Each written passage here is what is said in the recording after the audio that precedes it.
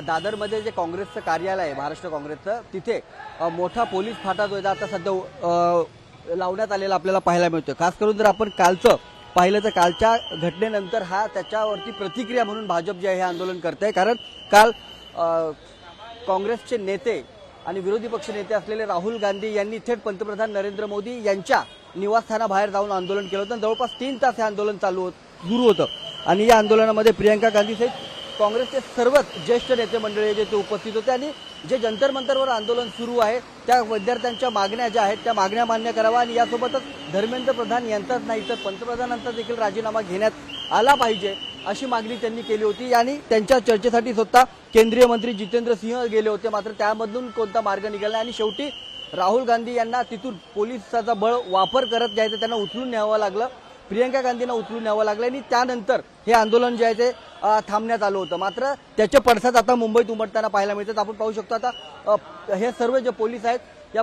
हा जो रस्ता आहे या पोलिसांनी सगळ्यांनी अडवून ठेवलेला आहे आणि पलीकडे काँग्रेस कार्यालय आहे त्या काँग्रेस कार्यालयापर्यंत कोणी पोहोचणार नाही। भाजपचे कार्यकर्ते आले, नेते मंडळी आले तर ते तिथपर्यंत जाणार नाहीत, काँग्रेस कार्यालयाला हानी पोहोचू देणार नाही अशा प्रकारची पूर्ण तयारी जी पोलिसांनी करून ठेवलेली आहे। कोणतेही कार्यकर्ते तिथपर्यंत पोहोचू नयेत याबाबतची तसदी या सर्व पोलिसांकडून घेण्यात आलेली आहे आणि या सगळ्या परिसरामध्ये म्हणजे हा मुख्य रस्ता आहे मुंबईला आणि उपनगराला जोडणारा आणि या रस्त्यावरती कोणताही अनुचित प्रकार घडू नये किंवा वाहतुकीला कोणताही अडथळा होणार नाही याची देखील खबरदारी पोलिसांकडून घेण्यात आलेली आहे। मात्र सध्याच्या जर आपण ही सगळी परिस्थिती पाहिली किंवा हा सगळा परिसर पाहिला तर पोलीस छावणीचं स्वरूप या सर्व परिसराला आलेला पाहायला मिळतं। कोणत्याही गाडीला किंवा लोकांना काम नसल्याशिवाय आतमध्ये जाऊ दिलं जात नाही, गाडीला तर अजिबातच जाऊ दिलं जात नाही। त्याच्यामुळे पूर्ण खबरदारी जी आहे ती घेण्यात आलेली आहे। आता भाजपच्या युवा मोर्चाकडून आंदोलनाचा इशारा देण्यात आलेला आहे, काँग्रेसला इशारा देण्यात आला आहे। ज्याप्रमाणे तुम्ही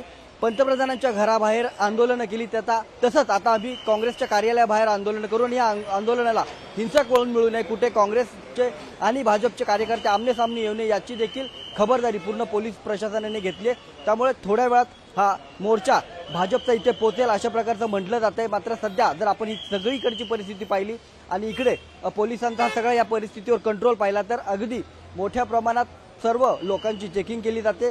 कारण या सगळ्या परिसरामध्ये मोठ्या प्रमाणात मोठ्या कंपनीचे कार्यालय आहेत आणि आता या दुपारच्या वेळेस जेवणासाठी सर्व लोक जे आहेत ती बाहेर पडतात, त्यामुळे प्रचंड गर्दी या सगळ्या परिसरामध्ये झालेली आहे। आणि आता याच ठिकाणी जर यावेळेस मोर्चा आला तर पोलिसांची देखील दमछाक होणार आहे। ती दमछाक कुठे होऊ नये आणि भाजपचे जे कार्यकर्ते ते काँग्रेस कार्यालयापर्यंत पोहोचणार नाहीत याची पूर्ण खबरदारी पोलिसांनी घेतलेली आहे।